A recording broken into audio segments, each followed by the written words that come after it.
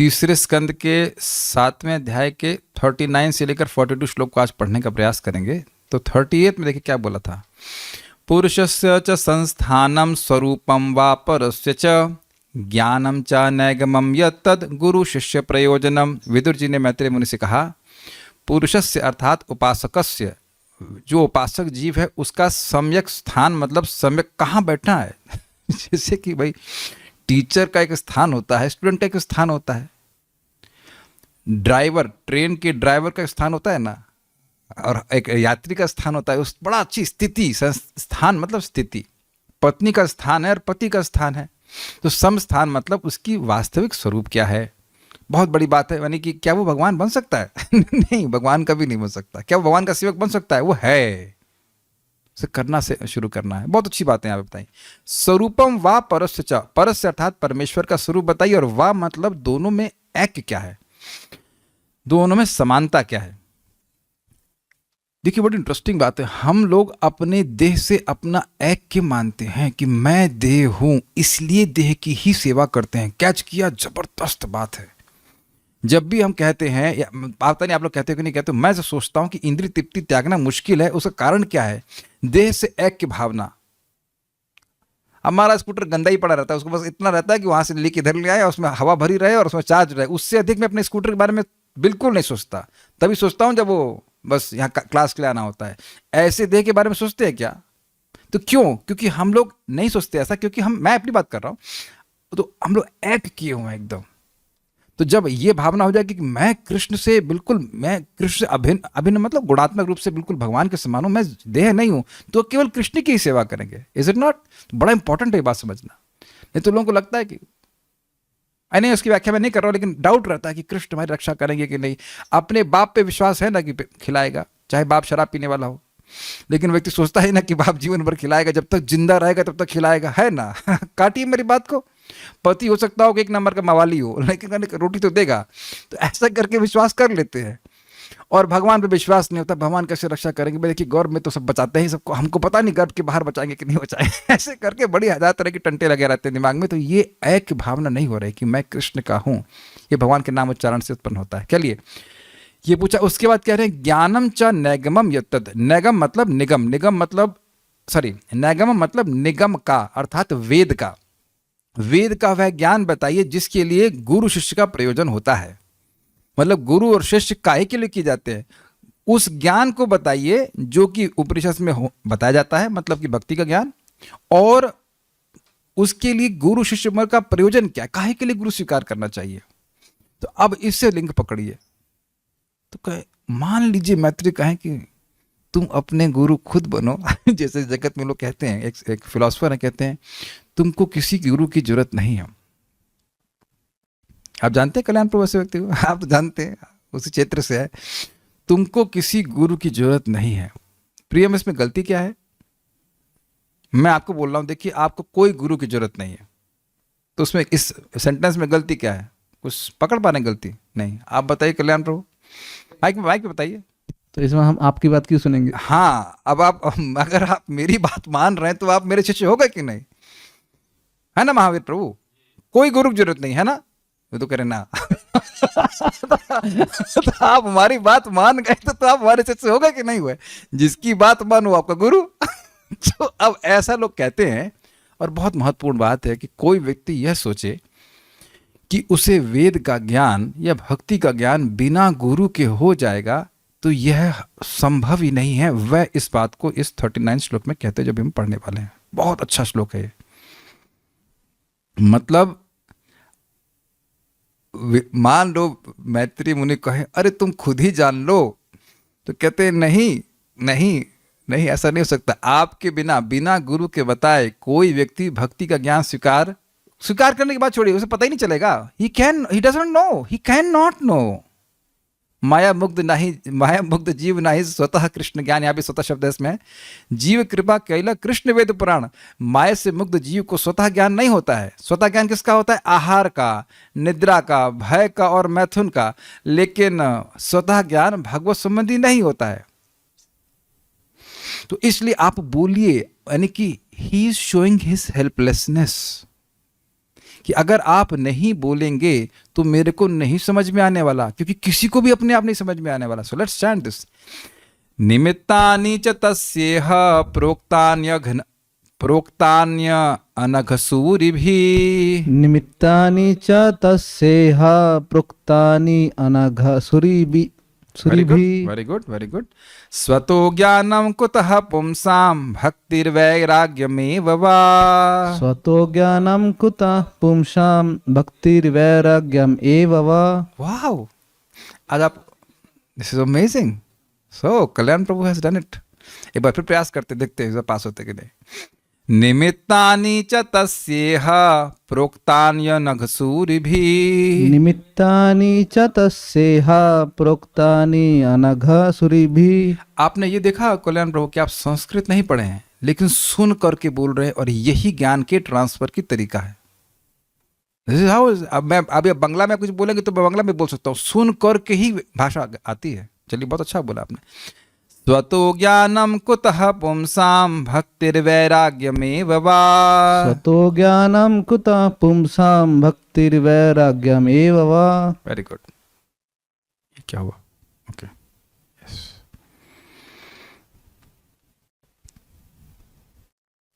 भगवान के निष्कलुष भक्तों ने ऐसे ज्ञान के स्रोत का उल्लेख किया है. कैसे ज्ञान का स्रोत? जिसका पिछले श्लोक में वर्णन हुआ. उपनिषद ज्ञान है, और आप ऐसा नहीं कह सकते कि ज्ञान नहीं होता है. ज्ञान होता है, वर्णन किया है. ऐसे भक्तों की सहायता के बिना कोई व्यक्ति भला किस तरह भक्ति तथा वैराग्य के ज्ञान को पा सकता है. देखिए, बात बड़ी इंपॉर्टेंट है. निष्कलुष का मतलब क्या है? जो पवित्र हुआ है चित्त में, उसको बात ये समझ में आएगी कि जीव भगवान नहीं हो सकता. जो व्यक्ति ये सोच रहा है कि जीव भगवान हो सकता है, उसके मन में अभी कुछ गड़बड़ है, क्योंकि ये जीव की स्वरूपगत स्थिति नहीं है. जैसे मैं कहूँ 1 + 1 = 2.1, तो अब आप क्या कहेंगे? नहीं, अभी ये ठीक से नहीं जानते. जो ठीक से जानता है मैथमेटिक्स, वो जानता है कि 1 + 1 = 2. कुछ समझ में आ रहा है ना बात? ऐसा नहीं कि आपका मत और मेरा मत और तेरा मत और किसी और का मत, इसमें कुछ भी, जहां कोई भी व्यक्ति बोल दे कि आप भगवान बन सकते हैं, या कोई व्यक्ति भगवान बन सकता है, या हम भगवान थे और भूल गए हैं फिर भगवान बन, दिस इज ऑल नॉनसेंस. किसी भी तपस्या के बल पर हम कभी भगवान बन ही नहीं सकते. असंभव साध्य को साधा नहीं जा सकता है. तो जो परंपरा में ज्ञान प्राप्त करते हैं, उनको ही निष्कलुष भक्त कहा जाएगा. प्रभुपाद इस बात को कहते हैं कि बहुत सारे सूरी होते हैं, लेकिन अनघ सूरी नहीं होते. सूरी मतलब विद्वान, लेकिन पाप कुछ है, इसलिए ये संबंध तत्व नहीं समझ में आ रहा है कि हम कृष्ण के नित्य सेवक हैं. समझ पा रहे हैं? अब ये देखना, भी अनुवाद दिखाता हूं, बहुत अच्छा श्लोक है. हे अनघ, हे निष्पाप सूर्य भी विद्वान भक्तों द्वारा, नहीं, हे नहीं आना चाहिए था इसमें, हे नहीं आएगा. अनघ सूर्य भी निष्पाप विद्वान भक्तों द्वारा तस्य, उस परतत्व विषय ज्ञान के, यह इस जगत में निमित्तानि, ज्ञान के स्रोत के विषय में प्रोक्तानि कहा गया है. निमित्त का मतलब होता है कारण. निमित्त कारण नहीं सुनते आप? हाँ, तो उस बरफ से, मतलब परमेश्वर का ज्ञान लोगों को हो, तो इसको ज्ञान कैसे होगा? तो जो निष्पाप सूरी हैं, अर्थात जो विद्वान हैं और निष्पाप हैं, उनके द्वारा वर्णन किया गया है, और वह वर्णन भगवान के ज्ञान का कारण बनता है. जैसे हम लोग को कैसे मालूम चला कि कृष्ण भगवान है? श्रीला प्रभुपाद जी के प्रवचन सुन करके. प्रभुपाद जी ने तात्पर्य लिखे हैं भगवद गीता को, सुनकर सब लोग पढ़ करके समझ रहे हैं. Is it okay? इससे पहले भी भगवद गीता पे टीकाएं करी गई हैं. प्रभुपाद आप प्रथम स्कंद भगवद गीता के इंट्रोडक्शन में कहते हैं कि कई 100 टीका है, लेकिन कोई कृष्ण का भक्त क्यों नहीं बना? तो लोग सूरी तो थे, लेकिन अनघ सूरी नहीं थे.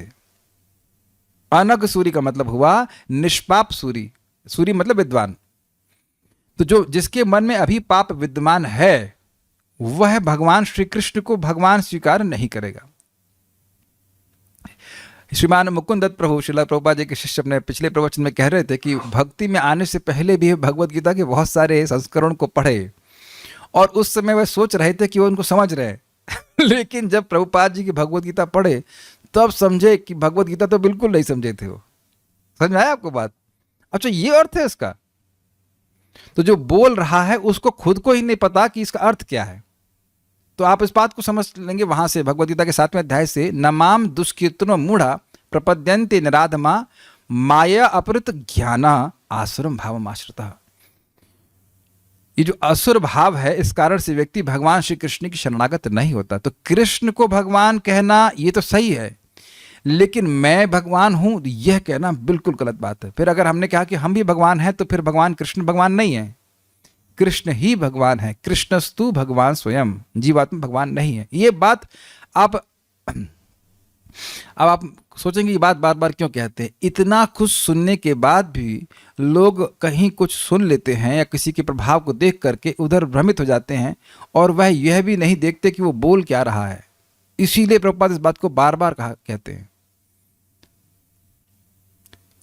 आप ऑलमोस्ट हर प्रवचन में देखेंगे प्रभुपाद के, और यहाँ पे भी तात्पर्य में बार बार देखेंगे कि प्रभुपाद इस बात को समझा रहे कि जीवात्मा भगवान नहीं हो सकता है।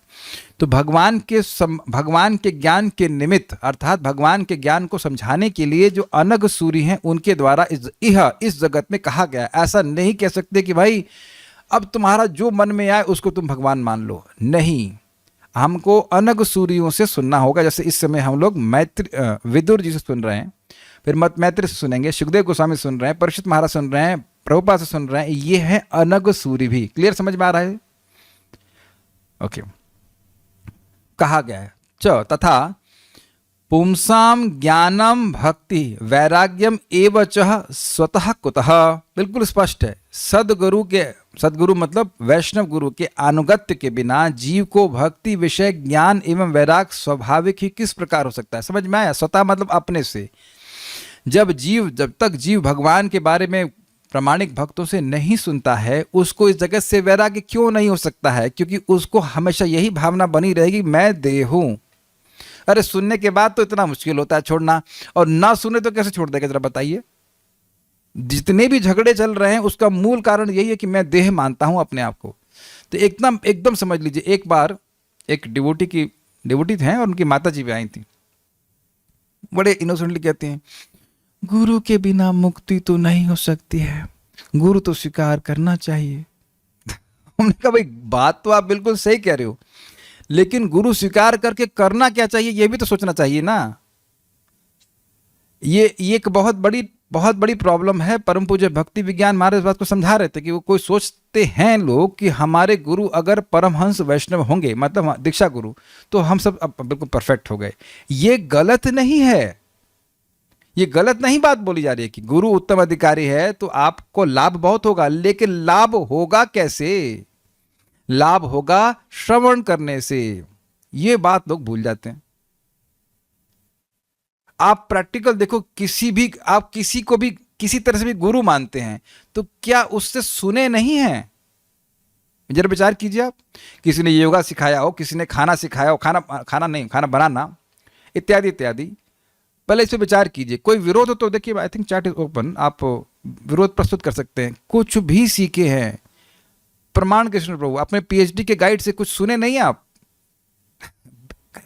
आप विचार कीजिए कि आप वहां पीएचडी के लिए एनरोल कर लेते और कुछ ना सुनते तो आप क्या पीएचडी कर पाते? कोई व्यक्ति आज तक कोई कर पाया कि कुछ सुने ही नहीं टीचर से और बस दाखिला ले लिया? तो दाखिला लेना जरूरी है, इसमें कोई संदेह नहीं। इसको कौन काट रहा है? लेकिन बिना सुने कैसे व्यक्ति प्रगति करेगा? अगर किसी को संदेह हो रहा है तो परम पूज्य राधा गोविंद महाराज जी का आप ये 24 गुरु सुनिएगा। वहां महाराज एक शब्द कहते हैं शिक्षित शब्द पे, बहुत बार वो बोलते हैं शिक्षा लेनी चाहिए, शिक्षा लेनी चाहिए। जहां तक मुझे स्मरण हो रहा है, I have heard from Maharaj somewhere, दोनों में यहीं पे है शायद। शिक्षा बहुत महत्वपूर्ण है। ऑब्वियसली शिक्षा के एक भाग है दीक्षा लेना भी, लेकिन उसके बाद इनिशिएशन में स्टार्टिंग हो रही है। सुनना चाहिए। एक भक्त, मैं जब बाली गया था तो मैंने कुछ भगवान के नाम की महिमा के बारे में बताया उनको। तो अच्छा एक ही नाम से अनंत जन्म के पाप नष्ट हो जाते हैं। And he was already initiated. तो नहीं सुनने से क्या, ऐसे अपने ही ज्ञान प्रकाशित हो जाएगा हृदय में। दिव्य ज्ञान हृदय प्रकाशित हाओ श्रवण के माध्यम से ना। तमो विशीर्यते मह्यम हरे कथ्यतः कथाम। आप मेरे हृदय के अंधकार को नष्ट कर रहे हो, भगवान की कथा को कहते हो। तो पॉइंट बहुत सिंपल है। पॉइंट ये है, पुमसाम मतलब मनुष्य, पशुओं की बात नहीं की जा रही है। मनुष्य को ज्ञान, भक्ति और वैराग्य अपने से कैसे हो जाएगा? अब एक इंटरेस्टिंग बात है, लिंक कीजिए। भक्तों ने, विद्वान जनों ने क्यों बोला है? क्योंकि इसलिए, क्योंकि जब तक मनुष्य नहीं सुनेगा उसको ज्ञान होने वाला नहीं है। तो इसलिए आप बोलिए। समझ में आ गया लिंक? इसलिए आप बोलिए। बोलना बहुत जरूरी है। अगर आप नहीं बोलेंगे तो बात समझ में लोगों को नहीं आएगी। अच्छा, एक और बात समझ लीजिए कि जब व्यक्ति को ज्ञान होता है भगवान का, अर्थात भगवान का अनुभव होता है, तो इस जगत से वैराग्य अपने आप ही हो जाता है। ये जगत तभी तक उपादेय अर्थात बहुत अच्छा लगता है जब तक भगवान का अनुभव ना हो। तो जब भगवान का अनुभव भक्तों को होने लगता है तो भले ही वो पूर्णतः वैराग्य को ना प्राप्त हो प्रारंभ में, लेकिन कथा अच्छी लगने लगे, कथा का अनुभव, ये ज्ञान हो रहा है ना कि कथा अच्छी लगती है, तो कथा का अनुभव हो रहा है, इसलिए स्वतः ही विषय वार्ता से वैराग्य हो जाता है। समझ गए सारी बात? ऐसा नहीं कि आप सबको बोलते ये देखो 6:30 से 8 में टीवी मत देखना, अब कब तक चलेगा ये? आप it means very simple, Krishna consciousness means plus Krishna, not minus maya. माया अपने आप माइनस हो जाती है, आप कृष्ण के प्रकाश में आ जाइए। ये बात समझने का प्रयास कीजिए। ये बहुत आसान नहीं है। क्यों? क्योंकि भक्तों में आसक्ति देखी जा रही। मैं भी कुछ आसक्ति को पकड़ा ही हुआ हूँ, लेकिन बात में समझने वाली बात यह है कि मुझे इंटरेस्ट है और आप लोगों को भी कृष्ण कथा में इंटरेस्ट है। कृष्ण कथा ही आपको सारा वैराग्य दे देगी। There is no second thought what we are supposed to do at 6:30 in the evening. आप लोग बताइए क्या करना चाहिए 6:30 में शाम को? It's understood, it's very clear कि क्या करना चाहिए। Got it? प्रसाद खा लेते हैं तो कितना भी कोई व्यक्ति बाहर की चीज हो तो उसको नहीं ग्रहण करेगा। Okay, I hope this is very clear. तो हमको बहुत अच्छा लगा था कि जब तक व्यक्ति भक्त बोलेंगे नहीं और कोई सुनेगा नहीं तो अपने से ज्ञान नहीं होने वाला। बहुत अच्छा लगा था श्लोक। उम्मीद है कि आपको अच्छा लगा। इससे मैत्रेय मुनि को प्रेरित कर रहे हैं कि आप बोलिए। श्रीधरी, सॉरी श्लोक बताना भूल गया। निमित्तानि च तस्यः प्रोक्तान्य अनघ सूरभि। इसी के निमित्त ये जो उपनिषद का ज्ञान है, ये समझ लीजिए उपनिषद ज्ञान क्या है। भाई देखिए, वेद का केवल 3 बात है, संबंध, अभिधेय और प्रयोजन। श्रीमद् चैतन्य महाप्रभु कहते हैं। आप कहेंगे आप वेद पढ़ के आए? नहीं, हम वेद नहीं पढ़ के आए, हम चैतन्य चरितामृत पढ़ के आए। जो वेद लिखे हैं वो बता रहे हैं भगवान चैतन्य महाप्रभु कि वेद का केवल 3 बात है, संबंध, जीवात्मा का भगवान से क्या संबंध है, अभिधेय, उसके अनुसार उसे कैसे कार्य करना चाहिए, और प्रयोजन है भगवान का प्रेम। ये है वेद का सार। बाकी जो कुछ भी वो आसार है, वो असार, दम नहीं उसमें। तो कह रहे कि इसी के निमित्त, मतलब कि भाई भगवान का तस्य निमित्तानि, तस्य मतलब उन्हीं, परस्य, भगवान के बात समझ में आए, इसके लिए इस जगत में निमित्तानि, इस कारण से, प्रोक्तानि अनघ सूरभि, बहुत सारे भक्तों ने जो कि विद्वान थे और निष्पाप थे, भजन करते थे, भगवान के भक्त थे, वह बोले हैं। और नहीं तो स्वतः ज्ञानम कुतः पुंसाम, मनुष्यों का स्वतः ज्ञान कैसे हो जाएगा भगवान के बारे में? जब भगवान का ज्ञान नहीं होगा तो भक्ति कैसे होगी? जब भगवान के बारे में कुछ जानेंगे ही नहीं तो भक्ति कहां से होगी? What is that? वक्तुम समर्थोपि न वक्त कश्चिद अहो जनानाम व्यसनाभिमुख्यम। बोल सकते हैं हरे कृष्णा, लेकिन नहीं बोलेंगे। ऐतो कथा हमें बोलते ना पारी, मैं ये नहीं बोल सकती, ये बोल देगी, मर जाएगी, लेकिन हरे कृष्ण नहीं बोलेगी, क्योंकि भगवान का ज्ञान नहीं है। और जब भगवान की भक्ति नहीं करेंगे तो फिर वैराग्य कहां से आएगा? बहुत अच्छी बात है। तो समझ गए श्लोक, आगे पढ़ते हैं। श्रीधरी, विद्वानों ने उस ज्ञान की प्राप्ति के लिए जिन साधनों को बतलाया है उन साधनों को आप मुझे बतलाएं, क्योंकि मनुष्यों को ज्ञान, भक्ति तथा वैराग्य की प्राप्ति तो गुरु के बिना अपने आप नहीं हो सकती। और अगर व्याख्या की जरूरत नहीं, क्लियर है। और एक बड़ी स्पष्ट बात है, अगर कोई प्रमाणिक गुरु के आश्रय में है तो उसको वैराग्य होगा ही। अब इसमें एक और बात बहुत सूक्ष्म समझ लीजिए, बहुत ज्यादा सूक्ष्म है। वैराग्य मतलब अनासक्ति। तो देखिए, पहले की कोई आदत होती है किसी की और वह उसके प्रति अभ्यस्त हो जाता है तो भोग तुरंत छूट ना पाए उसका, लेकिन उसमें उसकी हे बुद्धि होने लगती है। भाई ये पता नहीं मेरी बात समझ में आ रही कि नहीं आ रही। अगर ये बात समझ में आ जाए ना, मजा आ जाए आपको। क्योंकि अनर्थ निवृत्ति में भोग तुरंत नहीं छूटते। मान लो किसी की सोने की आदत है 8 बजे तक, तो अब वो मान लो उठना प्रयास कर रहा है 6 बजे, कहीं एक दिन फिर लैंड करके 8 बजे के टाइम में, तो पुरानी आदत है, रहा पाजी का पाजी नहीं। लेकिन ऐसा नहीं है। ही लेमेंट्स, अरे क्या मैंने समय बर्बाद कर दिया। बहुत बहुत मुश्किल होता है पुरानी आदत को छोड़ना। तुरंत जज मत कीजिए, उसको हृदय में लगता है उसको, अरे टाइम बर्बाद किया। तो इसका मतलब है कि वैराग्य होने शुरू हो गया है। Is it okay? ये चीज है। सारार्थ दर्शनी निमित्तानि अर्थात ज्ञान का हेतु भक्तों की संगति है, यानी कि निमित्त मतलब कारण, भगवान का ज्ञान भक्तों की संगति के बिना होता ही नहीं। महत कृपा बिना बिना कोनो कर्मे भक्ति नए, कृष्ण भक्ति दूरे रहो संसार नहीं क्षय। ये श्लोक तो याद कर लीजिए, भक्तों की कृपा के बिना। ये भक्तों की कृपा है कि वह बोलते हैं, और बोलने में कोई अपना उपकार कर रहे हो, दूसरे का उपकार कर, ये भावना नहीं होती है। बोले बिना रहा नहीं जाता, इसलिए बोलते हैं। इट्स लाइक थम्स अप की बोतल होती है ना, ढक्कन खोलेंगे तो वो करके बाहर आता है। So like that a devotee is enthused to speak about Krishna. Is not that कि हाँ 6:30 हो गए, घंटी चलने में भाई कुछ पढ़ा है ऐसा नहीं होता है। द एंथुजियाज्म इज लाइक, काफी अच्छा एग्जांपल है, is like a champagne bottle. Not very good example, लेकिन इफ है ना, आप प्रभुपाद के प्रवचनों को सुनिए, कितने उत्साहित है परम पूज्य राधानाथ महाराज, उत्साहित है, amazing. They devotees are enthusiastic what talking about Krishna. तो अतः इस हेतु का वर्णन करें, मतलब भक्तों की संगति का वर्णन करें, ये समझाएं कि भक्तों की संगति में श्रवण कीर्तन के द्वारा ही भगवान का ज्ञान मिलता है, ये समझाएं। आप समझ पा रहे हैं किस साधन से भगवान की प्राप्ति होती है? तो भक्तों की संगत से प्राप्ति होती है। ये बोलिए ताकि लोग समझें, नहीं तो लोग सोचेंगे ये कर लें, वो कर दें, ये कर दें और भक्ति मिल जाएगी, और ऐसा लोग करते हैं। श्रवण कीर्तन को छोड़ करके जो कुछ और साधन को पकड़ रहा है, तो उसको अभी समझ में नहीं आया कि ज्ञान कैसे प्रकाशित हो रहा है। Got it? तो इसलिए बोलिए, एम्फसाइज कीजिए, और आप देखेंगे भागवत में बार बार श्रवण कीर्तन को एम्फसाइज किया जा रहा है। अच्छा, जो अपराध रहित सुरभि, अपराध का मतलब वहां से पकड़ेगा अनघ, जिसकी अपराध नहीं है, अपराध रहित सुरभि अर्थात ज्ञानवान भक्तों द्वारा बतलाया गया है।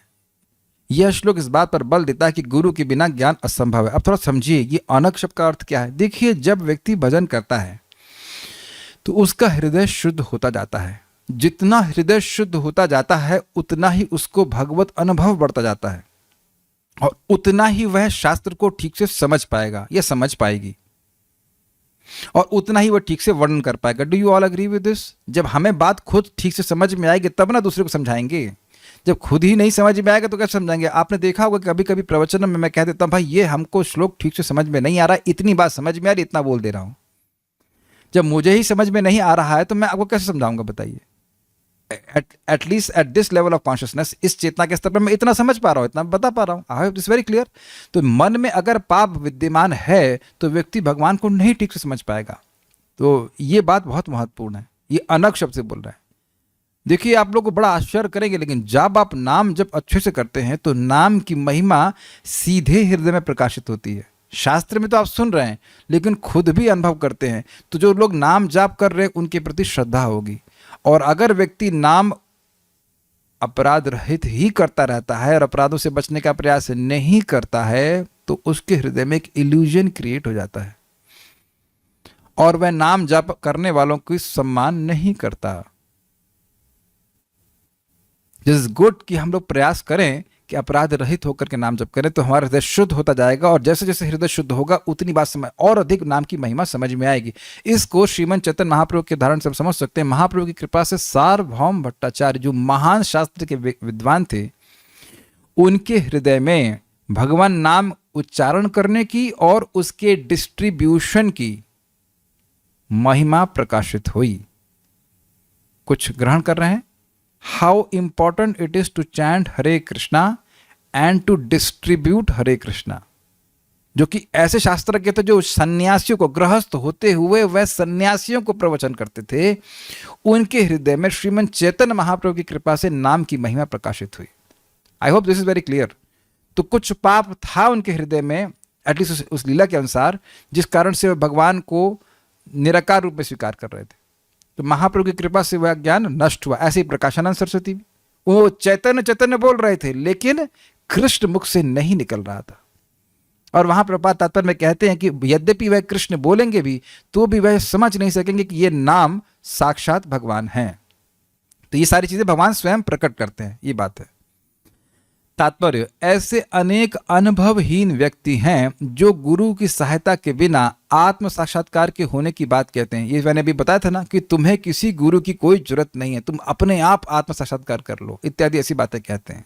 वे गुरु की आवश्यकता की निंदा करते हैं और इस सिद्धांत का प्रचार करके कि गुरु आवश्यक नहीं होता है, उसके स्थान को स्वयं ग्रहण करने का प्रयास करते हैं। ये क्लियर हो गया?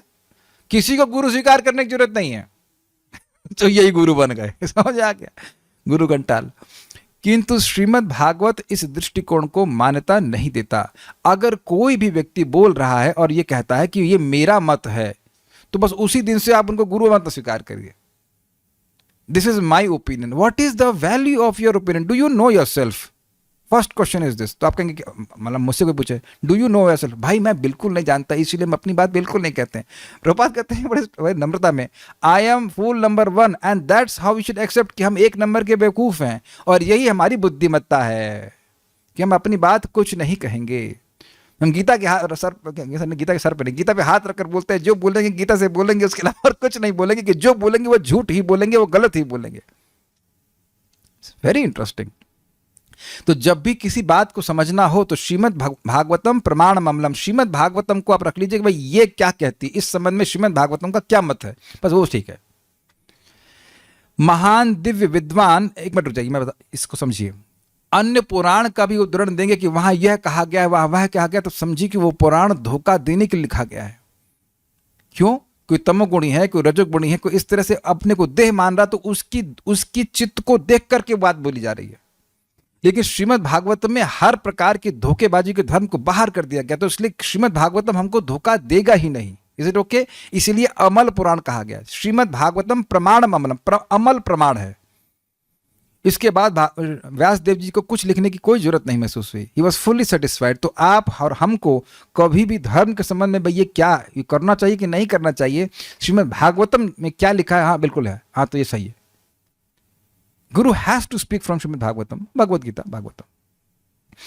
महान दिव्य विद्वान व्यासदेव को भी गुरु की आवश्यकता पड़ी थी, अर्थात भगवान के अवतार को। तो क्या हम भगवान के अवतार हैं या हम कौन से अवतार है, we don't want to discuss.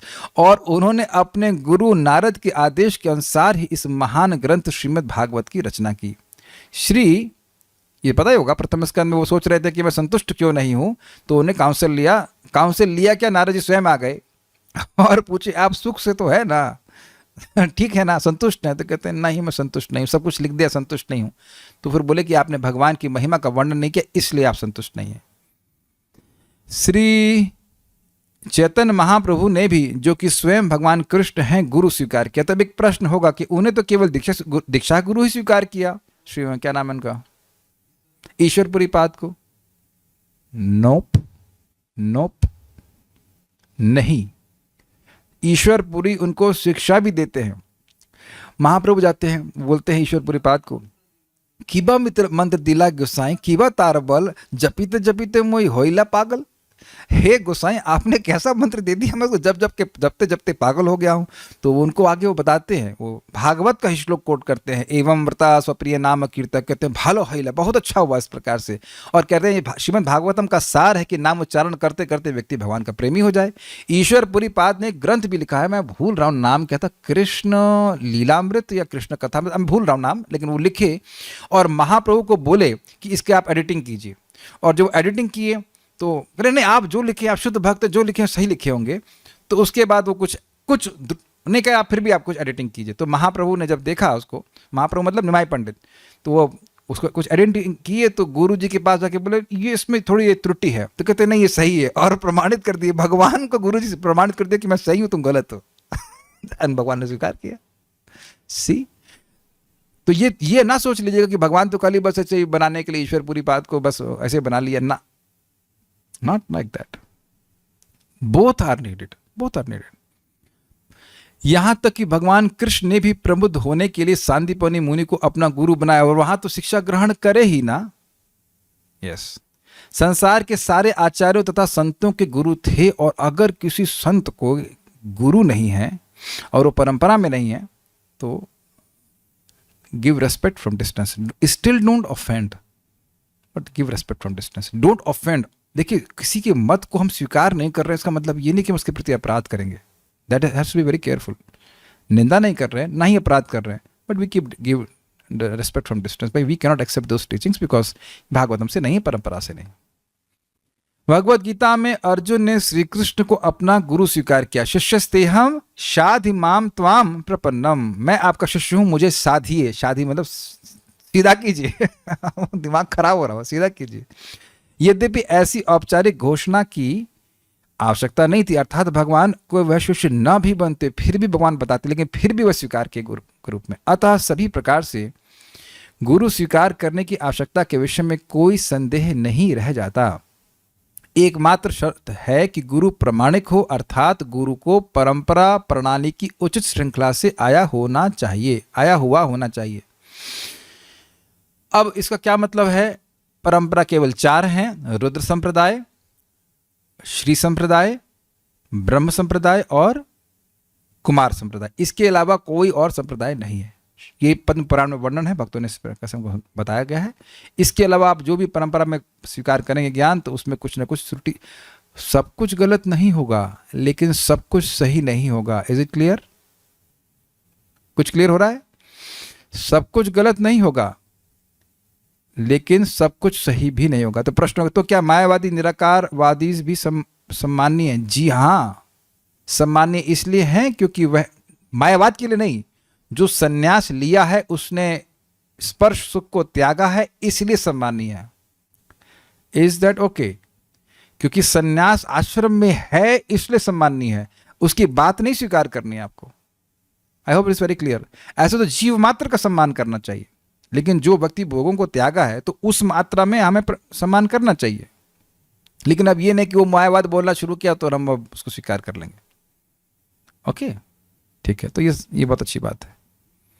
आगे हाँ, तो अभी पूरा आगे है। सूरी महान विद्वान होते हैं किंतु वे सदैव अनघ या निष्कलुष नहीं होते। क्लियर? अनघ सूरी वह है जो भगवान का शुद्ध भक्त होता है। जो भगवान के शुद्ध भक्त नहीं है या जो उनके समकक्ष बनना चाहते हैं, वे अनघ सूरी नहीं है। मतलब समझ आया? जो भगवान बनना चाहता है वह अभी पूरी तरह से पवित्र नहीं हो सकता, वो तपस्वी हो सकता है, बहुत कुछ हो सकता है, लेकिन अभी कुछ ये जो डिजायर है कि भाई भगवान बन जाऊं, तो क्या ये कृष्ण की अनुकूलता को प्राप्त करेगा? क्या कृष्ण को ये पसंद आएगा? नहीं। तो वहां भी कुछ कंटेमिनेशन है। शुद्ध भक्तों ने प्रामाणिक शास्त्रों के आधार पर ज्ञान के अनेक ग्रंथ लिखे हैं। श्रील रूप गोस्वामी तथा उनके सहायकों ने श्री चैतन्य महाप्रभु के निर्देशानुसार भावी भक्तों के मार्गदर्शन हेतु विविध ग्रंथों की रचना की है। और जो कोई भी भगवान के शुद्ध भक्त के पद तक सच्चे मन से अपने को ऊपर ले जाना चाहता है, उसे इन ग्रंथों से लाभ उठाना चाहिए। अब मैं ख्याल से अब कुछ व्याख्या की जरूरत तो है नहीं कि क्या करना चाहिए। क्या करना चाहिए? लाभ उठाना चाहिए जब तक हम लाभ उठा सकें। We don't know how much time we have.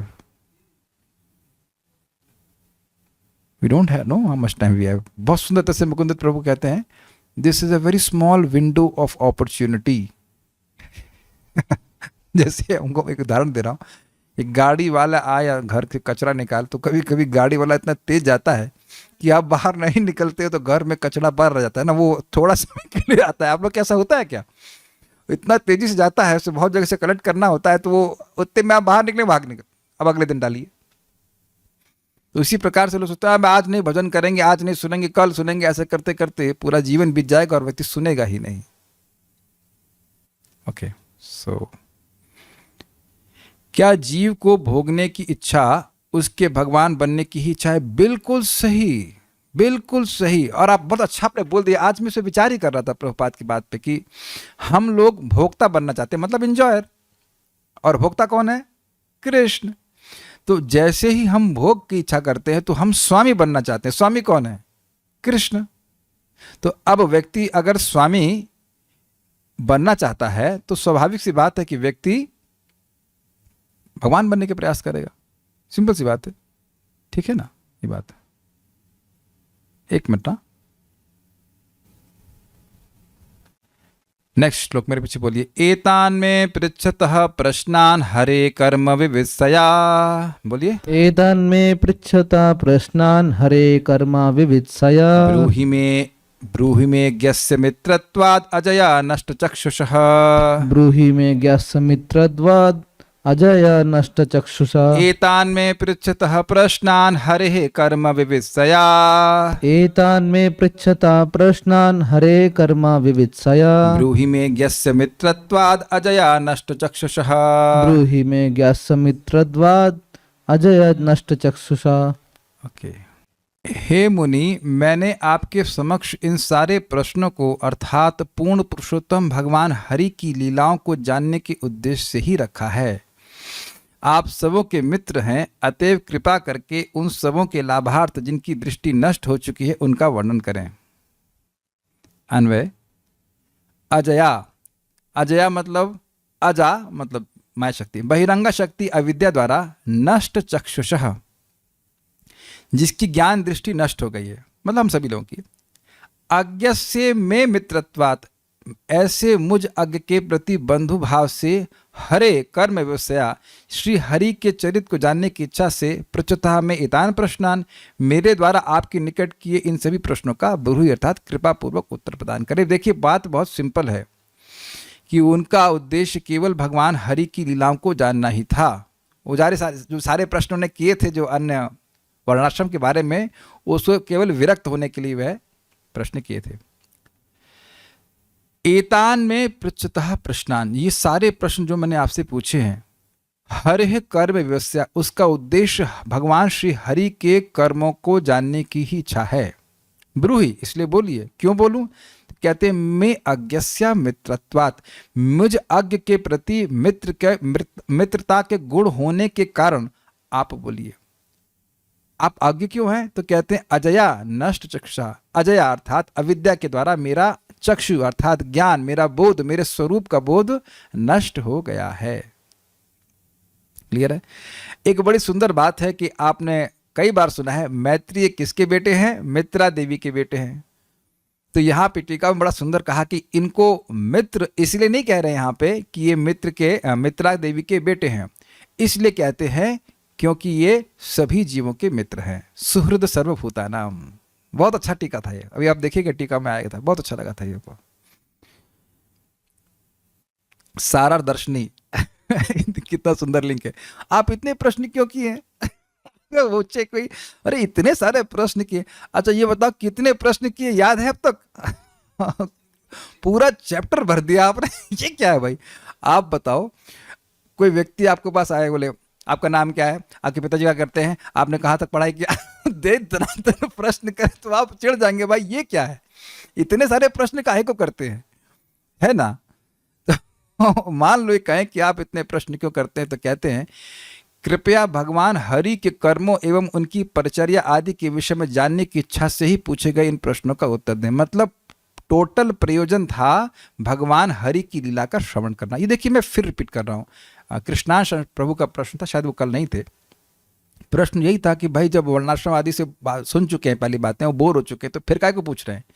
Shrimad Bhagavat में ये बात आप बार बार देखेंगे कि हो सकता है कि वो जो श्लोक सुन रहे हों, इन हैंड श्लोक जो हो, उसमें भगवान का यश न हो, लेकिन अगर आप प्रसंग को देखेंगे तो प्रसंग था भगवान के यश के संबंध में ही।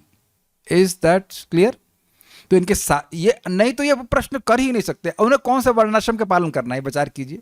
विदुर जी ने कौन से वर्णाश्रम का पालन करना है? वो तो अब परमहंस की स्थिति में पहले से ही है। तो कृष्ण कथा को ही उस सारे प्रश्नों का पर्यवसान, कल्मिनेशन, वह भगवान के यश में ही आएगा। आप कहेंगे कि लोक लोकांतर की बात करेंगे तो बात आएगा ना कि लोक है किसका, ये पृथ्वी लोक किसका है, भुवर लोक किसका है? भगवान के द्वारा सृष्टि हुई है। तो भगवान के द्वारा सृष्टि हुई है। इस जगत में एक बंगला देख लेता है तो व्यक्ति सोचता है अरे भाई कितना बड़ा व्यक्ति होगा, है ना? छोटी सी हाई राइज बिल्डिंग, छोटी सी हाई राइज बिल्डिंग देख लेते हैं, सोचते हैं अरे भाई कितनी बड़ी कंस्ट्रक्शन कंपनी है।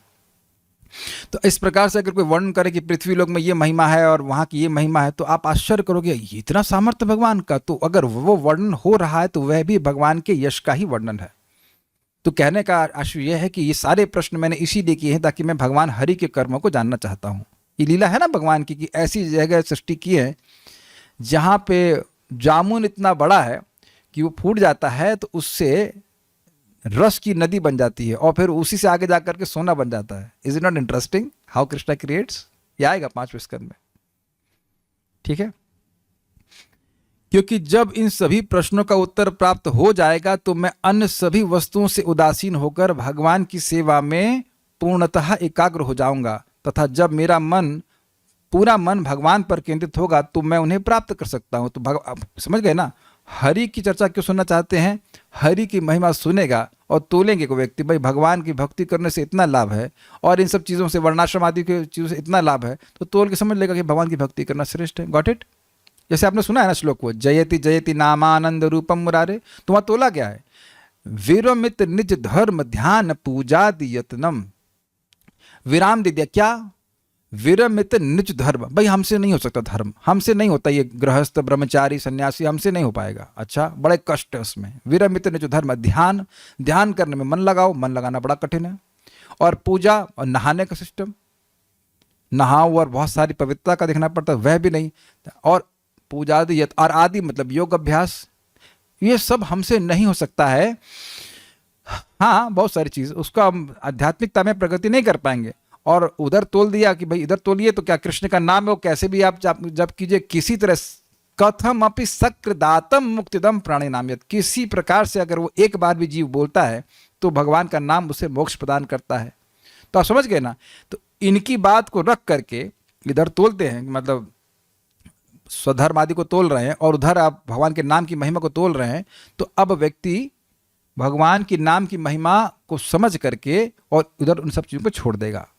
तो इसलिए वहाँ पे थोड़ा पूछ रहे हैं, ताकि इधर भगवान की बात ही बेसिकली भगवान की बात सुनना चाहते हैं, लेकिन इधर थोड़ा तोल करके सुना, ठीक है इनकी इतनी रेंज है और हम इधर को नहीं करने वाले। और जब भगवान पे मन केंद्रित होगा तो भगवान को प्राप्त कर लूंगा। देखिए, समझने का प्रयास कीजिए, भगवान को प्राप्त करने का मतलब ही है कि मन भगवान में जाने लगे। प्रेमांजन छुरित भक्ति विलोचने न संतः सदैव हृदयेषु, हृदयेषु मीन्स चित्त में, हृदयेषु विलोकयंती, यही अर्थ हुआ। समझ आ गया? परम पूज्य राधा गोविंद महाराज इसको बहुत अच्छे समझाते हैं। भगवान कोई ऐसी वस्तु नहीं जो कहीं बाहर हो, कहीं वो तो सब जगह है, अंतर बहिरवस्थितम। लेकिन मन भगवान में लगने लगा मतलब भगवान की प्राप्ति होगी। क्या प्रमाण है? मय्येव मन आधस्व मयि बुद्धिम निवेशय निवेश मय्येव अथ ऊर्ध्वम न संशय। भगवद गीता 12वां अध्याय कि मुझ में ही मन को लगाओ, मुझ में ही बुद्धि को लगाओगे तुम मुझ निश्चित रूप से मेरे पास आओगे। और दूसरा अर्थ है कि उन्हीं के संग ही रह रहे हो तुम। We are where our consciousness is. अच्छा, आप लोग कभी अनुभव होता है कि आप माया में हैं? हो सारे परमहंसों को मैं क्लास दे रहा हूँ, अरे भाई ये तो बड़ी दिक्कत है। ओके, हैंड रेस करने की जरूरत है, ऐसे गर्दन हिला दो। तो माया में रहने का मतलब क्या है? मन माया के विषयों की तरफ जा रहा है। अच्छा, यह महसूस होता है कि कभी कभी कृष्ण भक्त कॉन्शियस भी हैं, तो कृष्ण कॉन्शियस मतलब क्या? चेतना कृष्ण की ओर धावित हो रही। तो यह कह रहे हैं कि जब मेरा मन भगवान में एकाग्र होने लग जाएगा तो भगवान को प्राप्त कर लूंगा। बस सिंपल सी बात। भगवान प्राप्य नहीं है, भगवान प्राप्त है, सब जगह है, लेकिन मन लगना चाहिए ना भगवान में, ही बात। यहां ब्रूहि में अर्थात मेरे उद्धार हेतु बोले। अतः इस प्रकार मैं पद की पुनरावृत्ति में कोई दोष नहीं। अब ये समझ में नहीं आई होगी, श्लोक देखिए वापस। एतान में दिख गया, में पृच्छतः प्रश्नान हरे कर्म विषया ब्रूहि में अज्ञ से मित्रत्वात्। तो में शब्द 2 बार आया है। तो कह रहे हैं कि यहां पे जो पहला में है इसका संबंध है कि भाई मेरे द्वारा पूछे गए प्रश्न, और दूसरा में का संबंध है कि मुझ अज्ञ का उद्धार करने के लिए बोलिए। तो ये में की पुनरावृत्ति होने के बाद इसमें कोई दोष नहीं, क्योंकि में को अलग अलग कंटेक्स्ट में बोला गया है। ठीक है। मैत्रेय को मित्रत्वात् अर्थात मित्र कहकर संबोधित करने का अभिप्राय है कि यद्यपि वे मित्र के पुत्र हैं तथापि वे संपूर्ण जगत के मित्र भी हैं। और देखिए, कोई भी मित्र है वह अपने मित्र का लाभ करना चाहता है।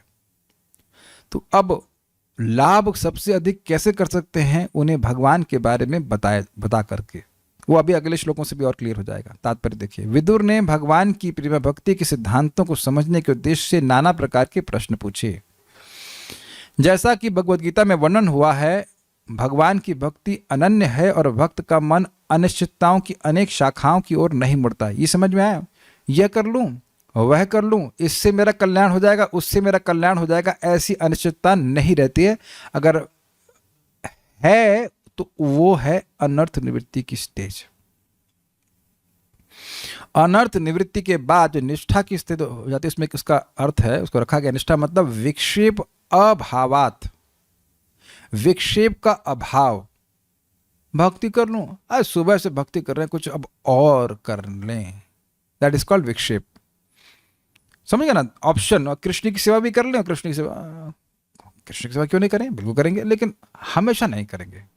तो ये जो विक्षेप है ये शुद्ध भक्तों में नहीं होता है। हम लोग, एटलीस्ट मैं अपनी बात कर रहा हूँ, तो मेरा तो पेंडुलम की तरफ चलता रहता है, लेकिन ये पेंडुलम चलते चलते धीरे धीरे करके ये पेंडुलम रुक जाएगा। घबराना नहीं चाहिए, धीरे धीरे करके टेंडेंसी भगवान की सेवा की तरफ ही होने लगती है। You can't force people to be pure devotees immediately. You can't force me, I can't force you, we hear and we make progress. Vidura का उद्देश्य भगवान की उस सेवा में स्थिर बने रहना था जिसमें मनुष्य इधर उधर भटके बिना लीन रहता है। स्पष्ट समझ में आ गया कि मैं अपने मन को फिक्स कर लूं भगवान में। उन्होंने मैत्री मुनि की मित्रता का दावा इसलिए नहीं किया कि वे मित्रा के पुत्र थे, किंतु इसलिए किया कि मैत्री वस्तुतः उन सबों के मित्र थे जिन्होंने भौतिक प्रभाववश अपनी आध्यात्मिक दृष्टि खो दी है। नष्ट दृष्टा समझ गए ना, जिनको नहीं समझ में आ रहा है कि वह देह नहीं है। देखिए इस जगत में आप किसी ब्राह्मण को मिलेंगे, सामान्य ब्राह्मण, कर्मकांडीय ब्राह्मण, तो वह केवल यही बताएगा कि हम भौतिक रूप से कैसे लाभ प्राप्त कर सकते हैं। कोई वास्तुविद है, वास्तु जानने वाला है, कोई ज्योतिषविद है, कभी नहीं बताएगा कि आपकी आध्यात्मिक प्रगति कैसे हो सकती है। स्वीकार है बात आपको, अगर किसी पंडित जी से मिलिए। और ये हमारी आज की स्थिति नहीं है। आप भागवत में आपको चौथे स्कंद में देखेंगे, क्या नाम है उनका, प्राचीन बरिषित, प्राचीन बरी, सॉरी, हाँ बरिषित कहते हैं, बरी कहिए। वो राजा थे पूरे विश्व के और खूब कर्मकांडी यज्ञ किए, और कोई ब्राह्मण आकर के नहीं बताया उनको कि भाई भजन करो भगवान का। तो नारद जी आकर के उनको कथा सुनाएंगे, क्या नाम था, पुरंजन उपाख्यान। तो अब वो सुन करके वो प्रश्न करते हैं, भाई इतने ब्राह्मण आए तो क्या मैं योग्य नहीं था इसलिए वो भगवान का ज्ञान नहीं दिए, या उनको ही नहीं पता था? तो देखिए एक बात स्पष्ट है, अगर वह योग्य नहीं होते तो नारद जी के बोलने पर स्वीकार कैसे करते? तो बात तो ही नहीं थी, लेकिन उनके मन में प्रश्न था। तो नारद जी कहे कि भाई उनको ही नहीं पता था। तो बहुत सुंदर एक भक्त ने मुझे बात बोली थी, हमको बड़ी अच्छी लगी कि एक ब्राह्मण आपको बता सकता है कि आप इस जगत में अच्छे कैसे रह सकते हो, और ये सत्य बात है। लेकिन वैष्णव हमको बताते हैं कि इस जगत से बाहर कैसे निकल सकते हो। बहुत अच्छा लगा था बात। I hope this is agreeable to everyone, है ना? कुछ तो आप लोगों को सबका अनुभव होगा कि किसी ब्राह्मण से चर्चा करते होंगे, हाँ तो नौकरी ऐसे लग जाएगी, तुम्हारा धन ऐसे आ जाएगा, ये सब बातें बताते हैं। लेकिन भगवत प्राप्ति कैसे होगी वो कभी नहीं बताते,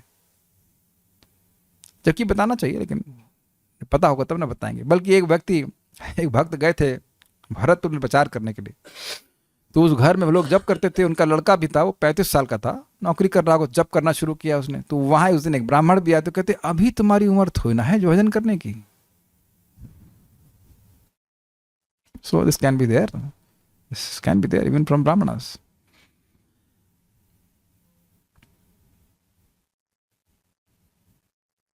अब बहुत सुंदर बात बोल रहे हैं भाई, अद्भुत बात बोल रहे हैं। अगर इस श्लोक को आप समझ गए तो समझ में आ जाएगा कि हमारा कल्याण किस में होगा। बहुत जबरदस्त श्लोक है। इसको देख करके मैं जब हमने कहा भाई आज तो पूरा करना है, तो कहते हैं, मान लो कहें कि आप इतना बोलने पे जोर क्यों दे रहे हैं कि बोलो बोलो बोलो, कुछ करने के लिए क्यों नहीं कहते? ये करने के लिए बोल दीजिए, वो करने के लिए बोल दीजिए। क्योंकि आप विचार करें तो पूछ चुके हैं कि दान करने का, तपस्या करने का क्या फल होता है, ये बताइए, अगर आप लोग थोड़ा फॉलो कर रहे हैं तो। अब वह स्पष्ट यहाँ क्या कहते हैं जरा समझ लीजिए कि भगवान के बारे में जब श्रवण कीर्तन होता है, उससे जीव को जितना अभय मिलता है उसका एक अंश भी सारे वेद, यज्ञ, तपस्या, दान करने से नहीं मिलता। अब समझ में आ गया क्या करना है? हरे कृष्णा कृष्णा कृष्णा हरे हरे, हरे राम राम राम हरे हरे। जितना जीव की शुद्धि श्रीमद् भागवतम को श्रवण करने से और हरि नाम का जप करने से होती है, उतना किसी साधन को करने से नहीं होती है। तो अब प्लीज बुरा नहीं मानना, लेकिन अगर हम भागवत छोड़कर कोई और साधन पकड़ रहे हैं तब आप विचार कर लीजिएगा कि क्या करना चाहते हैं। ये एक बात समझ लीजिएगा, बात सिंपल समझ लीजिएगा। हमारा उद्देश्य है चित्त का निर्माण करना, चित्त को पवित्र करना। सुंदर चित्त का निर्माण करना। तो जितना भगवान के यश से चित्त पवित्र होता है उतना किसी साधन से नहीं होता। तो अपना टाइम अपने पास लिमिटेड है। तो अब टाइम तो बहुत लिमिटेड है ना। लोमस ऋषि है कोई यहाँ पे इधर? अच्छा नहीं है। तो लोमस ऋषि भी होते, लोमस ऋषि कह रहे टाइम बहुत कम है, तो हमारे पास तो बहुत कम टाइम है। तो अब आप समझ लें कि बड़ा सिंपल है, purpose of our existence is to purify heart, हृदय को पवित्र करना है। तो हृदय सबसे अधिक पवित्र होता है भगवान के श्रवण कीर्तन के द्वारा। अब इसका मतलब यह है कि हम और कुछ नहीं करेंगे, प्रसाद नहीं खाएंगे या और कुछ कार्य नहीं करेंगे, लेकिन इसको छोड़ करके इसको कॉम्प्रोमाइज कर करेंगे तो आप नुकसान खा रहे हैं। श्रवण कीर्तन जले कौरय सेचन। अब मतलब ये अब चक्कर क्या है, ये भी तभी समझ में आएगा जब सुनेगा, और सुनेगा नहीं तो समझ में भी नहीं आएगा। तो आप लोग तो सुन रहे हैं, तो सुन रहे हैं ना, सुनाई पड़ रहा है, आवाज आ रही है ना उधर? ठीक है। Don't change the programme. आप कहेंगे अच्छा भगवान के मंदिर में दर्शन करने का जाना महत्वपूर्ण नहीं है। प्रभुपाद के जीवन से क्या सीखे आप? प्रभुपाद जी गुरु महाराज प्रवचन कर रहे थे, वो प्रवचन 1 घंटे 45 मिनट का नहीं था, 6 घंटे का था, और अनाउंसमेंट हुआ कि भगवान का दर्शन करने के लिए जा सकते हैं या सुनना चाहिए। तो प्रभुपाद कहते हैं what will I see there, मैं क्या देखूंगा, कुछ सुनता हूं। और यद्यपि उनको समझ में भी नहीं आ रहा था। अगर आप कभी हमारा साहस हम करेंगे कि कभी श्रील भक्ति ठाकुर जी की जो पुस्तक है वो ब्रह्म सविता का अनुवाद की है, आप लोग को भी ट्राई करना अंग्रेजी में। अगर आप लोग लगता है कि आपके लिए अंग्रेजी स्ट्रांग है तो पढ़ना उसको, सब ऊपर से निकल जाएगा, कुछ भी समझ में नहीं आता। इतनी टफ लैंग्वेज वो यूज करते हैं। So tough. आप पढ़ के देखना इंग्लिश में, बहुत, अरे वेदा बेस वही बोल रहा हूँ जो छपा इस्कॉन के द्वारा, बहुत कठिन लैंग्वेज है। फिर भी प्रभुपाद सुन रहे थे। व्हाट विल आई सी। तो एकदम बहुत बढ़िया श्लोक है ये। श्लोक तो एकदम चमकना चाहिए कि हमें अपने को करना क्या। सबसे अधिक फोकस है हियरिंग। जितना भगवान के बारे में सुनेंगे उतना भक्ति में प्रगति करेंगे। तो मेरे पीछे बोलिए, सर्वे वेदाश्च यज्ञाश्च तपोदानानि चानघ। सर्वे वेदाश्च यज्ञाश्च तपोदानानि चानघ। जीवा भय प्रदानस्य न कुर्वीरन कलामपि। जीवा भय प्रदानस्य न कुर्वीरन कलामपि। हे अनघ, कौन अनघ? मैत्रेय मुनि। इन सारे प्रश्नों के आप के द्वारा दिए जाने वाले उत्तर समस्त भौतिक कष्टों से मुक्ति दिला सकेंगे। ऐसा दान समस्त वैदिक दानों, यज्ञों, तपस्याओं इत्यादि से बढ़कर है। भुवि क्रीडन्ति ये भूरिदा जनाः।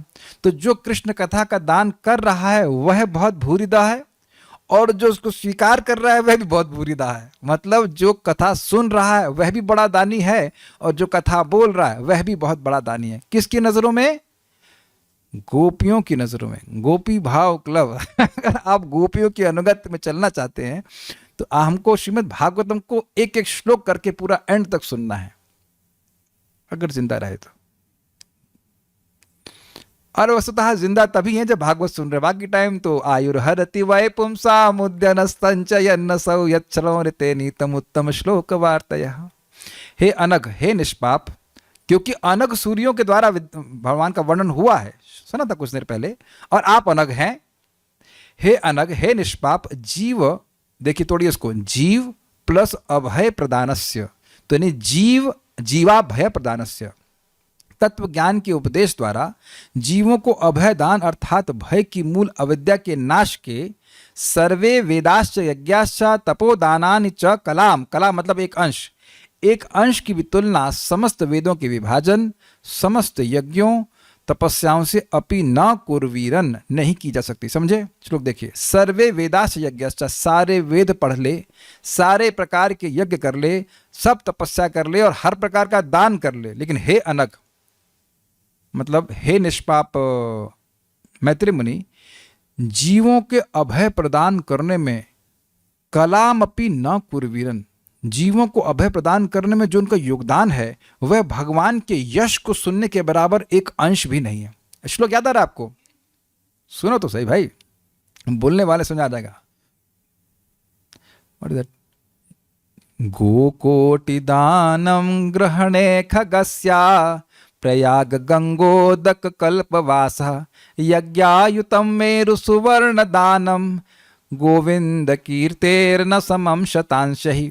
तो वहां केवल भगवान का नाम की बात नहीं है, गोविंद की कीर्ति किसी तरह से बोली जाए, भगवान का नाम उच्चारण हो, भगवान के यश को बोला जाए, तो कह रहे हैं कि गो कोटि दानम ग्रहणे खगस्य, खग मतलब सूर्य, सूर्य ग्रहण के समय करोड़ों गायों का दान करे। प्रयाग गंगोदक कल्पवासा, प्रयाग में गंगा जी के पास में वह ब्रह्मा जी के एक दिन के बराबर निवास करे, तीर्थराज प्रयाग में। यज्ञायुतम मेरु सुवर्ण दानम, हजारों हजारों यज्ञों में वह ब्राह्मणों को मेरु पर्वत के समान सुवर्ण दान करे, तो भी गोविंद कीर्तिर न समम शतांश, भगवान गोविंद की कीर्ति का, भगवान के यश का वर्णन करने का वो 100 अंश भी नहीं है। भाई भगवान का नाम तो भगवान का वर्णन करना है ही, वो तो कोई कठिनाई है ही नहीं स्वीकार करने में, लेकिन भागवत सुनना, इससे जो पुण्य मिल रहा है, जो तो पवित्रता आ रही, पुण्य मतलब वह कार्य जो भक्ति में प्रेरित करे इसको आगे, और पाप का नाश हो रहा है, तो वह जितना पवित्रता आती है जीव की, उतना और किसी चीज से नहीं आती। और आप देख लेना कि जो भक्त श्रवण कीर्तन में नहीं रुचि रखते हैं, वो 20 साल के बाद भी ज्यादा प्रगति करते हुए नहीं दिखते हैं। तो दोनों चीज करनी है, श्रवणम मीन्स भागवतम श्रवणम, श्रवणम कीर्तनम मीन्स हरि नाम संकीर्तनम, दोनों चीज को समझना चाहिए। कीर्तनी सदा हरि मतलब भगवान के नाम का उच्चारण करना और भगवान की कथा को बोलना, दोनों चीज करना है, दोनों में से किसी को नेग्लेक्ट नहीं करना। जैसे कि मोटरसाइकिल का कौन सा पहिया अधिक महत्वपूर्ण है, प्रियम प्रभु उस पर कुछ प्रकाश डालेंगे? हाँ बताएंगे, ज्ञानी पुरुष है, बताइए नोएडा से आए, यस बताइए, बोलिए। नहीं माइक में बताओ ताकि प्रमाण हो जाए। दोनों ही जरूरी हैं। या अमृत प्रभु मानते हैं ना? ठीक है, सभी लोग मानते हैं ना कि एक पहिए की साइकिल चलाना तो बड़ा मुश्किल हो जाएगा ना, तो सर्कस वाला काम हो जाएगा, तो गिर जाएंगे उसमें, like that. So we become enthused for chanting by hearing Bhagavatam. एक प्रश्न आप जरूर करेगा, तो प्रभु जी आप अपने ग्रुप में ये प्राणायाम के बारे में क्यों बता रहे हैं? भैया प्राणायाम आपके हृदय को शुद्ध करने के लिए नहीं है, उससे करने से आपको थोड़ा जप कर सकें उत्साह से, इसलिए बोला जा रहा है। ऐसा नहीं बोलना है कि आप प्राणायाम करके अपने हृदय को पवित्र कर लेंगे, नहीं तो जितने भी प्राणायाम सिखाने वाले हैं वो सब भगवान के क्या कहते हैं, आत्म साक्षात्कार हो जाते हैं, इसलिए नहीं है। We only accept things which will help us for श्रवणम कीर्तनम। समझा की बात?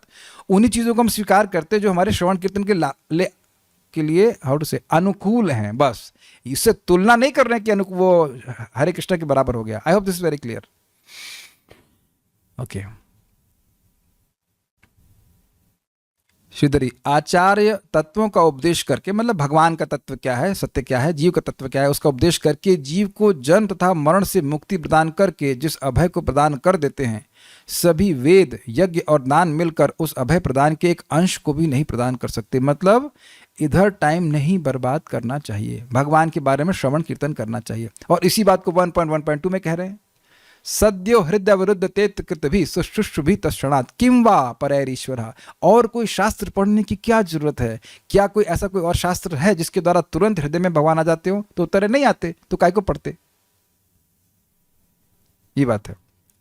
समय थोड़ा कम है, बताता हूं। परम पूज्य राधा गोविंद महाराज से, ये तो हमारे सामने घटना है, महाराज तो स्वस्थ थे, बलराम हॉल की क्लास थी, तो एक व्यक्ति बोल रहे थे कि ब्रह्मांड पुराण में तो ये लिखा है और जीव गोस्वामी ये लिखते हैं, तो हम जीव गोस्वामी की बात माने कि ब्रह्मांड पुराण की बात माने? तो भले महाराज समझाए, बड़े प्रेम से नम्रता से समझाए, भाई देखिए, नम्र तो खैर महाराज हैं, लेकिन थोड़ा सॉफ्ट सब बता रहे थे कि देखिए आपको समझना चाहिए कि ऐसा है, जीव गोस्वामी जी के आचार्य हैं, उनकी बात समझनी चाहिए, वैसा सब।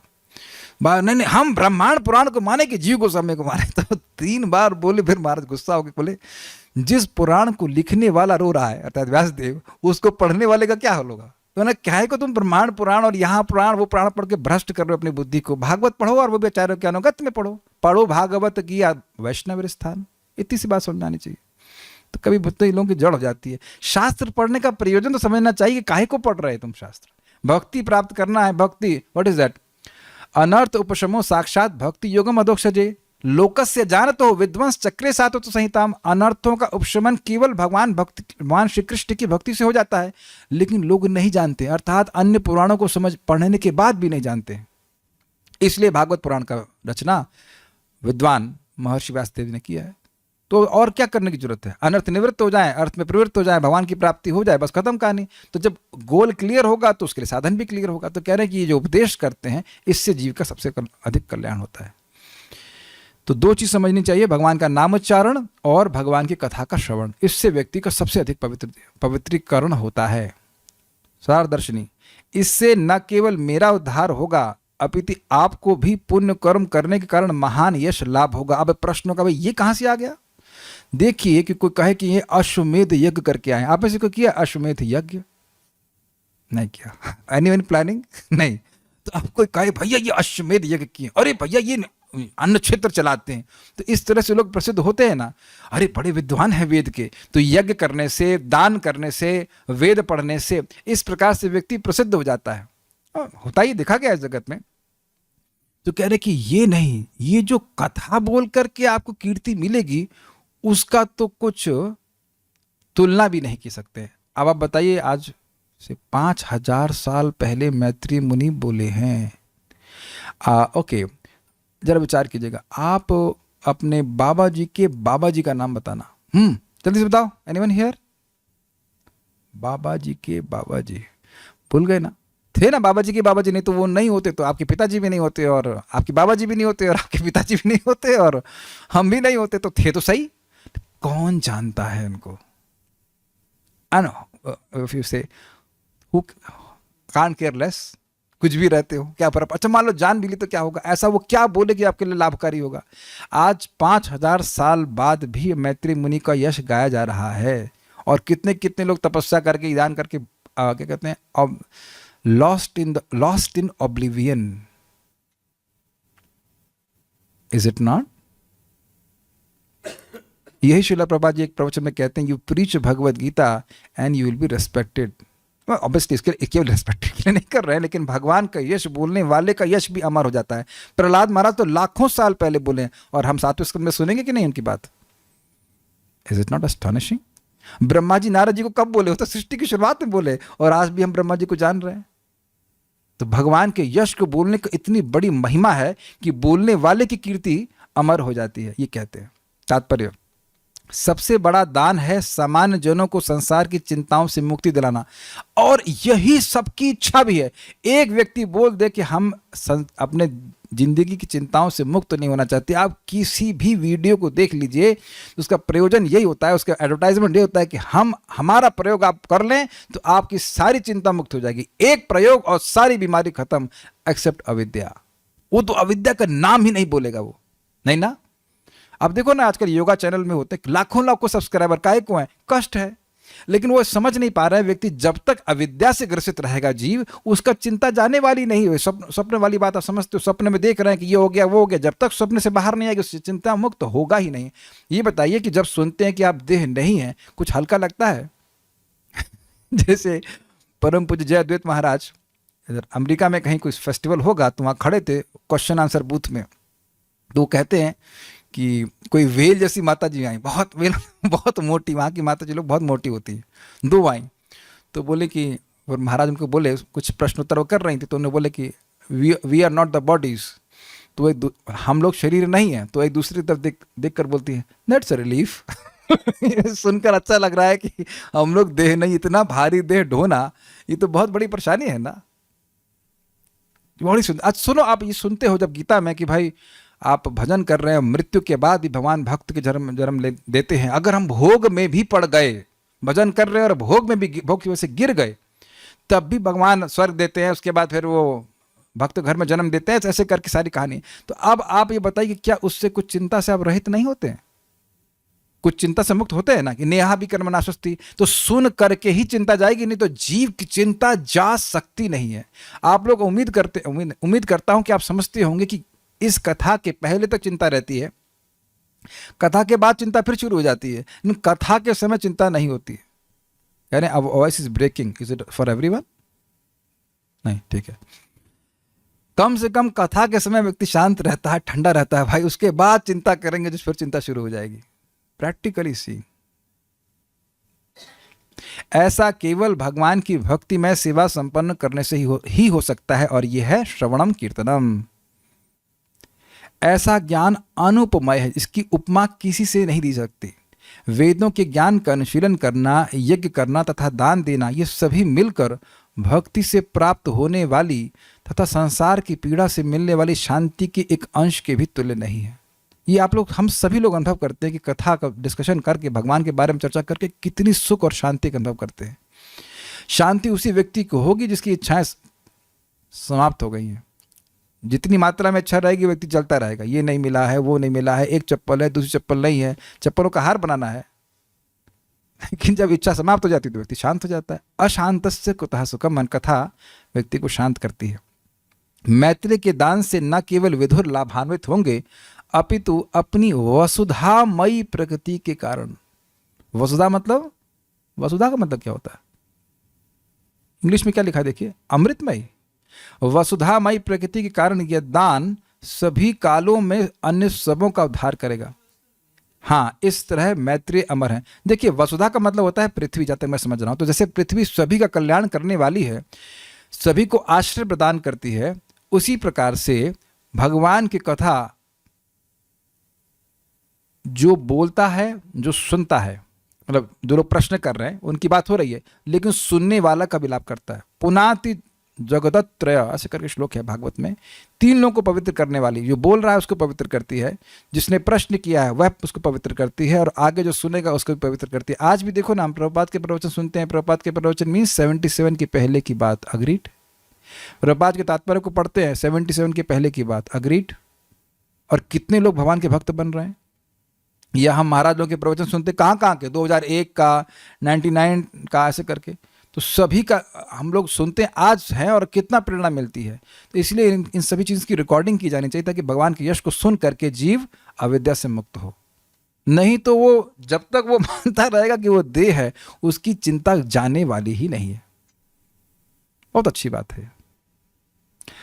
वसुधामयी प्रकृति का जहाँ पे प्रभुपाद का जो इंग्लिश में लिखे हैं यूनिवर्सल नेचर, हाँ, क्या मतलब है? देखिए, मान लीजिए आज मैंने किसी को भोजन कराया, तो क्या उस दान का लाभ कल आने वाले व्यक्ति को होता है? या अरे ये छोड़ दीजिए, कल वाली बात छोड़ दीजिए, कृष्ण बलराम हॉल में जा रहे हैं और आप लाइन में पीछे खड़े हैं, तो जब तक आप पहुंचे लोग चट कर गए सब प्रसाद, तो आपको तो उस आयोजन का लाभ नहीं मिला ना।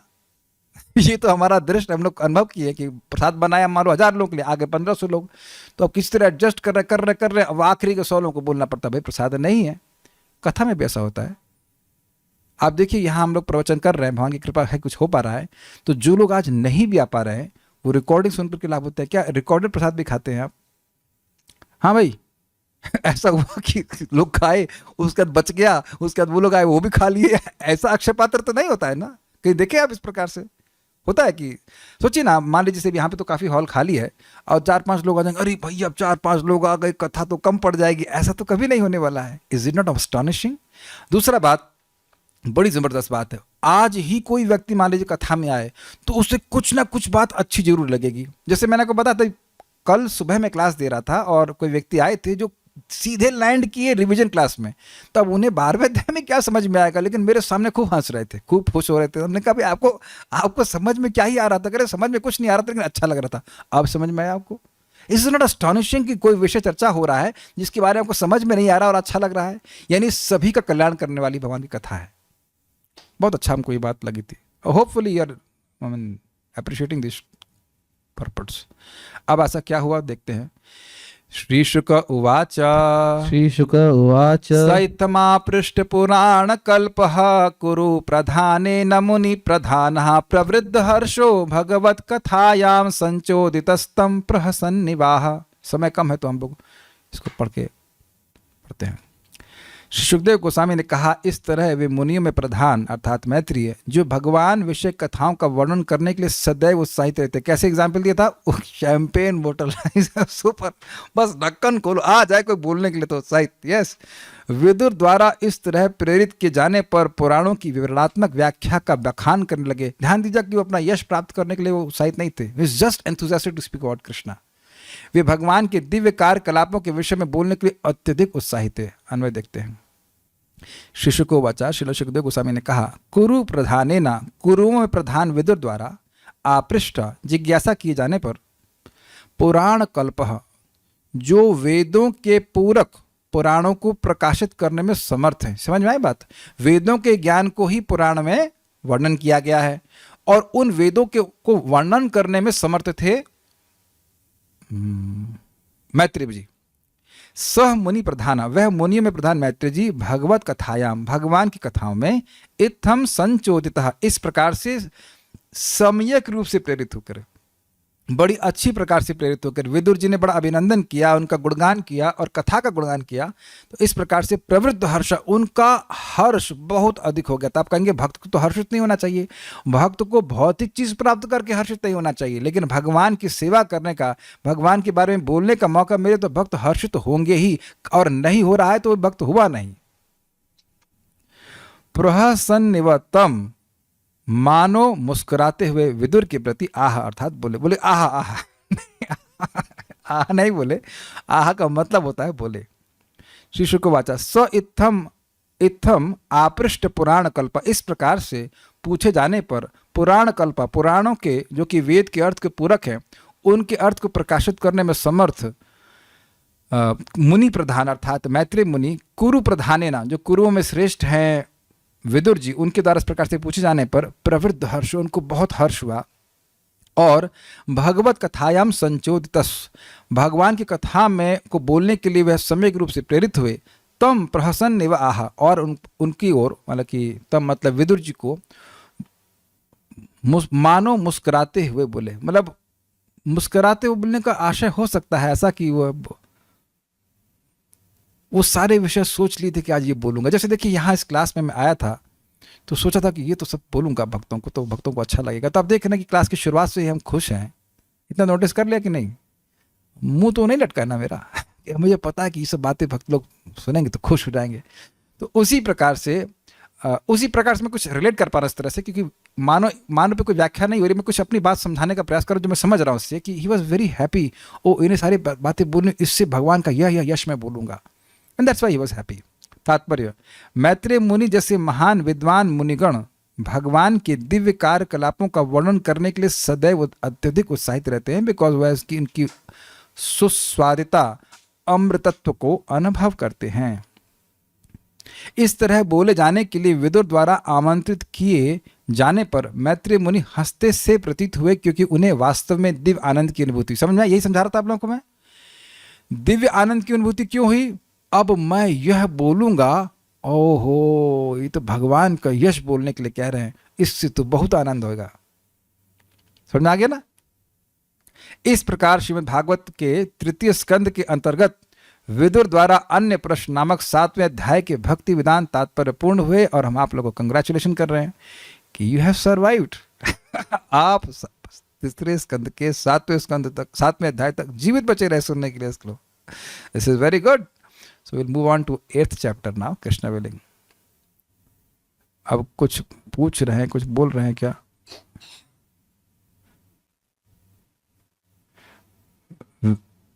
व्यास जी डिससेटिस्फाइड थे, कौन सा श्लोक था? ये आप प्रथम स्कंद का 5वां अध्याय, आई होप 5वां अध्याय या चौथा या 5वां अध्याय था, उसमें वहाँ पे नारद जी व्यासदेव से मिलते, तो वहीं पे देख लीजिएगा। चौथे अध्याय के अंत में बताया जा रहा है कि व्यासदेव जी असंतुष्ट थे, फिर नारद जी आ जाते हैं। ऐसा हरिनाम हरि कथा श्रवण कैसे करें कि एक ही बार जब तथा श्रवण से आध्यात्मिक आनंद का अनुभव करें? देखिए, ये आप गलत प्रश्न किए हैं। आप आध्यात्मिक आनंद का अनुभव आज भी किए हैं। कौन व्यक्ति यहां दुख का अनुभव किया है मेरे प्रवचन में? Please raise hands. कोई तो नहीं, आपकी पार्टी में तो कोई नहीं है। आपको कौन सा पैसा मिलने वाला है इस कथा में आने से? बोलो, आप क्यों चुप हो गए? आप चैट करो, हिम्मत हो तो बोलो, किसी की दम हो बोल दे भाई। अच्छा, कितने लोगों को मैं अगर पूछूं कि भाई फिजिक्स क्लास में दुख प्राप्त किए हैं तो सब क्या फंसे हैं, केमिस्ट्री पढ़ना पड़ रहा है, सच मिजरी।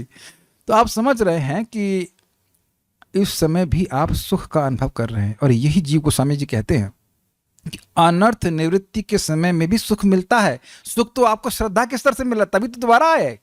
पहली बार अच्छा लगा तब मैं दुकान पे आए दोबारा ना, दुकान है ना कथा की, अच्छा लग रहा है तब ना आ रहे हैं। दुख तो कभी नहीं हुआ, हरि नाम करके कभी दुख मिला है किसी को?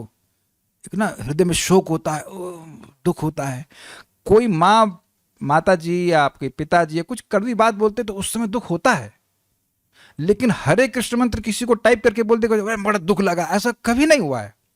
लेकिन जैसे जैसे हृदय शुद्ध होता जाएगा, उस आनंद की इंटेंसिटी बढ़ती चली जाएगी, बस ये बात है। ऐसा मत सोचिएगा कि टेस्ट नहीं है। ओके, क्या कहते हैं भक्त? श्रवणम कीर्तन से सबसे स्पीडी वे है, श्रवण कीर्तन सबसे स्पीडी वे है क्या प्रोग्रेस करने का? आपका क्या रियलाइजेशन है? अभी तक यहाँ पे क्या बोला भी गया? कलाम अपी, बाकी प्रोसेस स्लो है। जी हाँ, प्रभुपाद जी बड़ा स्पष्ट कहते हैं इन प्रिंसिपल्स। रुकिए, श्लोक क्या था? ओहो, कुंती महारानी का श्लोक था ना, बहुत जल्दी प्राप्त करते हैं। क्या श्लोक है वो? कोई याद है किसी को? तव हितम जना, एकदम निकल गया मुख से, किसी को याद आ रहा है? भूल गया अभी मैं। एनीवेज, तब भूल गया अभी, किसी को याद है ना? तब कीर्तम नहीं प्रभु, एक कुंती महारानी का श्लोक था कि शृण्वन्ति गायन्ति गृणन्त भिष्णशः स्मरन्ति नन्दन्ति तवे हितं जना तएव पश्यन्ति अचिरेण तावकं भव प्रवाहो परमं पदाम्बुजम। जो समय तो कम है, 6 मिनट ईमानदारी के तो बता देता हूँ। शृण्वन्ति सुनते हैं, शृण्वन्ति मतलब कोई बोलने वाला तो सुनते हैं, गायन्ति और कोई सुनने वाला हो तो वो गाते हैं, शृण्वन्ति गायन्ति गृणन्ति और कोई ना हो तो खुद ही बोलते रहते हैं, स्वीकार करते हैं, इस प्रकार से पढ़ते हैं। शृण्वन्ति गायन्ति गृणन्ति अभिष्णशः, निरंतर ऐसा करते हैं। और स्मरन्ति नंदन्ति, और जो बात कथा में सुनी उसको स्मरण करते हैं और आनंदित होते हैं। आहा, क्या बात सुनी, बहुत अच्छी बात सुनी। तो क्या? तव हितम जना, आपकी हित अर्थात लीला कथा को, तत्व को जो सुनते हैं, तो क्या? तएव पश्यन्ति, वही देखते हैं। अचिरेण, तएव पश्यन्ति अचिरेण तावकम, और बहुत जल्दी देखते हैं। और तावकम, और आपको ही देखते हैं, आपके अवतारों को नहीं देखते। और आपके चरण कमल कैसे हैं? तो कहते हैं भव प्रवाह परम पदाम्बजम, ऐसे चरण कमल को देखते हैं जो भव प्रवाह को रोकने वाले हैं। तो प्रमाण हो गया। तो हमें सबसे ज्यादा इसे करना चाहिए, क्यों नहीं? देखिए, हाउस वाइफ तो बढ़िया एंगेजमेंट है भाई। अगर शादी से पहले चेक कर लो कि पति के जॉब डिस्क्रिप्शन क्या है। 9 से 6 में आप जॉब करते हो, हाँ बहुत अच्छी बात, वेरी गुड। 9 से 6 में आप मुक्त हैं, इन द सेंस सुबह जब कीजिए, उसके बाद अपना कथा सुनते रहिए और खाना बनाइए, ये करिए वो करिए, कथा सुनते जाइए, यू बिकम एब्जॉर्ब। क्या डिफिकल्टी है? यही प्रभुपाद जी के तात्पर्य भी तो रिकॉर्डेड कीर्तन है ना, तो रिकॉर्डिंग का भी लाभ है, इज इट नॉट? एक प्रश्न अपना भक्त रियलाइजेशन कह रहे हैं कि ऐसे रेलेवेंट क्वेश्चंस के थ्रू भागवतम सुनने पर काफ़ी इंटरेस्ट आ रहा है। यही तो मैं अभी, समय नहीं था, मैं बोला नहीं। एक भक्त बोले कि हम दशम स्कंद पे चले गए हैं, तो मैं खाली मन में सोच रहा था क्या ये उस तरह से गए जैसे हम लोग जा रहे हैं, लिंक समझते हुए, फ्लो समझते हुए कि यह क्यों कहा, अच्छा ये क्यों कहा तो वह क्यों कहा, उस तरह से पढ़ लेता है व्यक्ति, लेकिन वैसा रुचि भागवत में आती नहीं है। तो परम पूज्य वृंदावन चंद महाराज हर बार हमको कई बार से बोले, वो जो लिंक बना देते हैं उससे बहुत अच्छा लगता है कि यह श्लोक इसलिए कहा है और इसलिए यह श्लोक कहा है, तो उससे व्यक्ति को बहुत रुचि होती है। तो अगर वैसे समझेंगे तो इट इज इररेसिस्टिबल, है ना?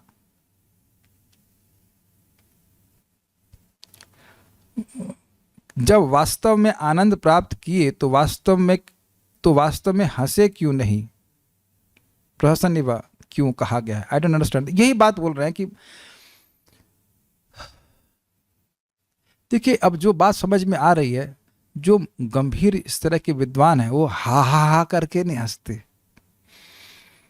एक ब्लिस का अनुभव करता है व्यक्ति तो मुस्कुराता है।